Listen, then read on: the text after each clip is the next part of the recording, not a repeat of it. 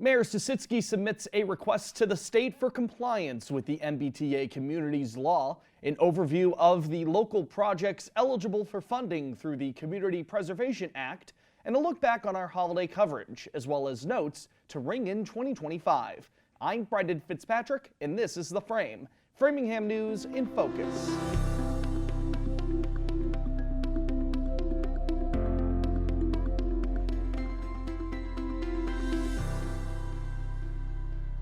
Hello and welcome to The Frame, an initiative of Access Framingham. I'm Brendan Fitzpatrick. Hope you enjoyed your holiday this week. We begin with a brief update on the MBTA Communities Act, as Mayor Charlie Sisitsky has submitted a request for compliance to the state for the law, which requires that cities and towns with MBTA service must provide at least one multifamily housing district as of right within its zoning.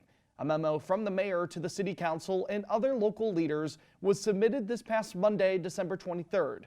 Sisitsky wrote that he submitted an application to the Massachusetts Executive Office of Housing and Livable Communities, requesting compliance with the act due to the Central Business District in downtown Framingham.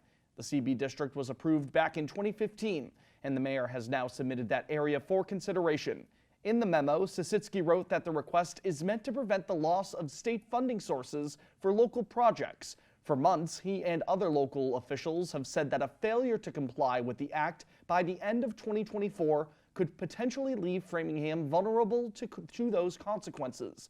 He continued to say, quote, "As a policy matter, it's my belief that new housing should be developed throughout the city of Framingham, rather than being concentrated solely in the central business zone downtown.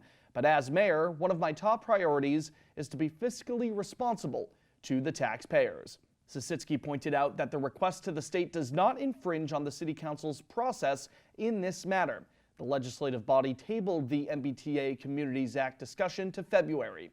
We've covered this story for months and will continue to do so in the new year. You can find plenty of more details on our website, www.theframe.news.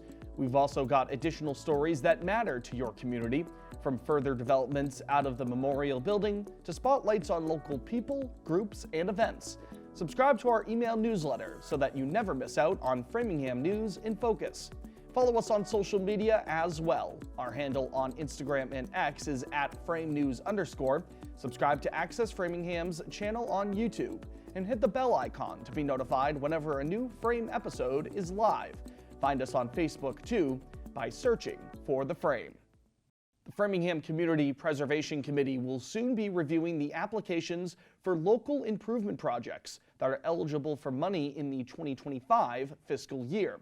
Property tax surcharges are matched by money from the state level to create the pool of money through the Community Preservation Act. Those resources can be used to preserve historic buildings, create outdoor recreation space, and boost affordable housing options. Both the city's Conservation Department and the Framingham History Center submitted a pair of applications to the CPC for a variety of projects. Those four applications request a total of about $568,000. The proposals include plans to improve the Carol Getchell Nature Trail, restore woodwork at the Edgell Memorial Library by the Center Common, improve the fire alarm system at the Old Academy Building, and to add recreational spaces at spots such as the Cochituate Rail Trail and Wittenberg Woods. The CPC was initially set to meet this past Monday, the 23rd, to review the current slate of applications, but that session was canceled. Recommendations on the FY25 CPA slate are set to be submitted within the first few months of the new year. A few municipal notes for you now. First, city officials have entered into a 2-year contract with First Point Power to initiate the Framingham Community Electricity Program. Starting in March, residents will be able to take advantage of a system that local leaders say provides cleaner and affordable power. Rates are set to be fixed for these upcoming 2 years. Eversource's basic service customers will automatically be enrolled in the program, though they can opt out if they so prefer. Also, Mayor Sisitsky will continue his series of neighborhood meetings across Framingham on Monday the 30th, as he's set to speak with residents of District 1. Attendees are invited to ask questions, provide their thoughts, and voice their opinions on topics related to their community. The event will be held at the Krista McAuliffe Branch Library along Water Street from 6:30 to 7:30 that evening. Framingham is preparing to ring in the new year as 2025 marks the 325th anniversary of its incorporation. From 4:30 to 7:30 on Tuesday, December 31st, residents are invited by the Friends of Framingham Trails for their annual New Year's Eve event at the Cochituate Rail Trail. Games, music, refreshments, and more offerings will be provided for visitors ahead of the new year. Visitors are encouraged to also bring flashlights or glow sticks.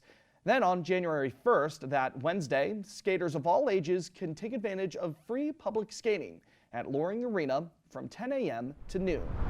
And finally this week, we wanted to take a look back at our holiday coverage over the past few weeks. Framingham residents gathered to celebrate the season, and we were able to learn more about the city during this time of year. We took a look into how the toy soldier statues across the community came to be, as well as the history of Shoppers World over the years. Let's take a look.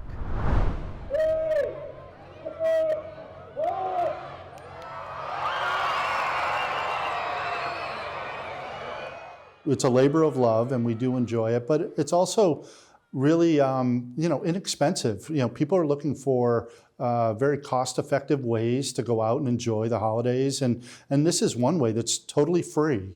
It just doesn't discriminate. Everybody who sees the soldiers loves the soldiers and can appreciate where they came from, especially if they know the history behind them. I think one of the things that we can take away from the lesson of Shoppers World is how important this sense of gathering, this sense of sort of ritual around the holidays is to creating a sense of community. Because when people talk about going to Shoppers World, it wasn't in isolation. They talked about seeing each other from the community, going there as a family, going there and seeing friends and neighbors. And it definitely had a sense of a coming together for a special purpose.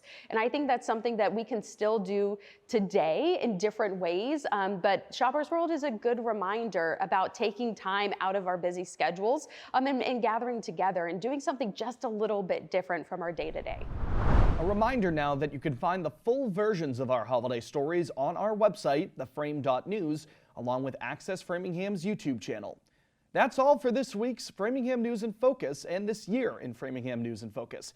We appreciate you joining us throughout 2024. We'll be back next week for our Year in Review episode. Until then, we here at The Frame want to wish you a Happy New Year. I'm Brendan Fitzpatrick. Take care.